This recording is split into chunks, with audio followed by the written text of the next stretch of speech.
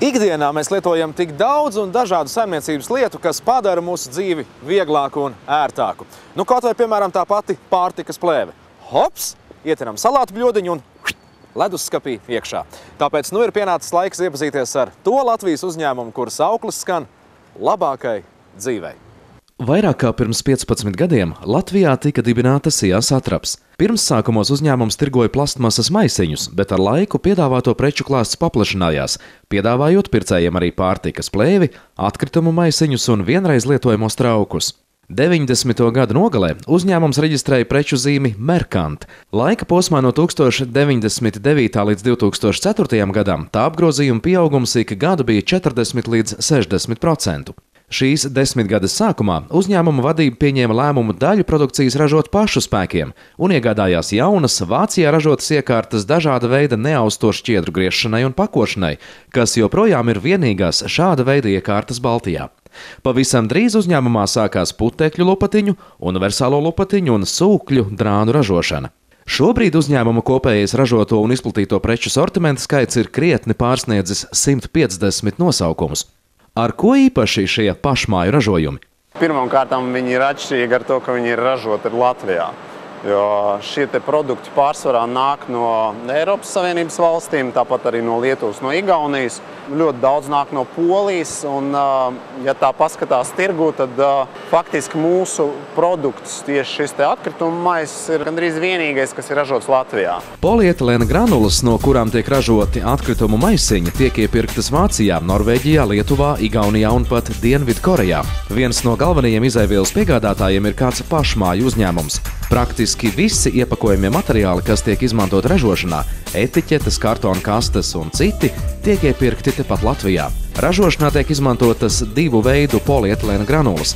Pirmreizējās, kas tiek saražotas no jauna, kā arī otrreizējās, kas tiek ražotas, pārstrādājot atkritumus. Visas iepirktās polietilēna granulas tiek sajauktas dažādās proporcijās pēc īpaši izstrādātām receptūrām, atkarībā no tā, kāds produkts tiek ražots. Tad tām tiek pievienoti nepieciešamie papildu komponenti, piemēram, krāsas koncentrāts. Izaivielas tiek sabērtas lielā tvertnē, samaisītas un padotas uz plēves izgatavošanas iekārtu, ko dēvē par ekstrūderi. Pēc tam ar vadības bloka palīdzību tiek iedota nepieciešamā informācija par to, kādam jābūt gatavam produktam. Tad ekstrūderis pēc nepieciešamības paņem sagatavoto maisījumu no tvertnes un padod to uz slēgtu telpu, ko sauc par skrūvi. Šeit materiāls tiek izkausēts un pamatīgi samaisīts. Tad ar gaisa plūsmas palīdzību no tā tiek uzpūsts plēves burbulis, kas līdzinās milzīgam balonam. No tā tiek izveidota maisam nepieciešamā forma, ko pēcāk satina uz ruļļa. Tas tiek noņemts, nosvērts un padots uz citu iekārtu, kas savukārt to satina, saloka un sagatavo mums pazīstamajā veidā, kāds redzams arī veikalu plauktos. Beigās maisiņiem vēl tiek uzlīmētas etiķetes un tie tiek glīti sapakoti kastēs, lai dotos uz veikaliem. Maiss pats tiek ražots diezgan kvalitatīvi. Tas nozīmē, ir pietiekams biezums, lai viņš izturētu kaut kādas noteiktas tās funkcijas, kas viņam ir paredzētas. Tā lielākā problēma, kas ir tirgu ar šo produktu, tas, kad visi mēģina cīnīties it īpaši šodien par cenu.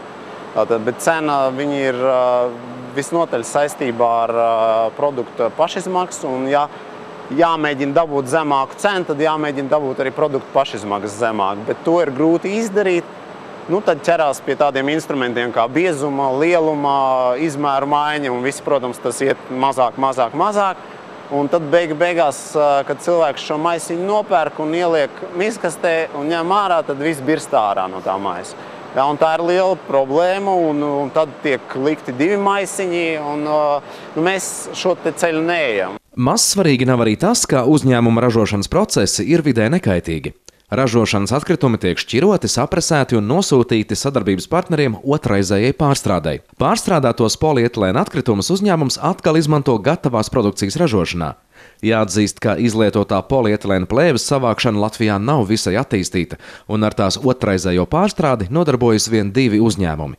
Savukārt lielākā daļa no uzņēmuma piedāvātajiem atkritumu maisiem tiek ražoti no 100% otrreizējā materiāla, kas pārsvarā tiek iepirkts Norvēģijā, Lietuvā un Igaunijā. Līdzīgi ir ar uzņēmumu piedāvātajām mikrošķiedras lupatām, kuras izmantojot nav jālieto ķimikālijas, lai iegūtu mirdzoši tīras virsmas.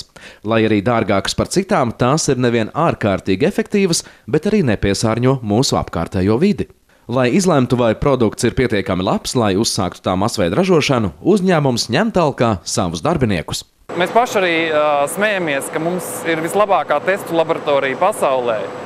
Tie ir mūsu cilvēki, jo pirms katra produkta nonākšanas veikala plauktos produkta prototipi tiek testēti mājās, darbinieku ģimenēs, tiek pārbaudīts, kā cepamaisos cepās cepetis, kā jaunās lupatiņas uzslauka putekļus un tam līdzīgi. Un tāpēc tā tiešām ir vislabākā testu laboratorija pasaulē.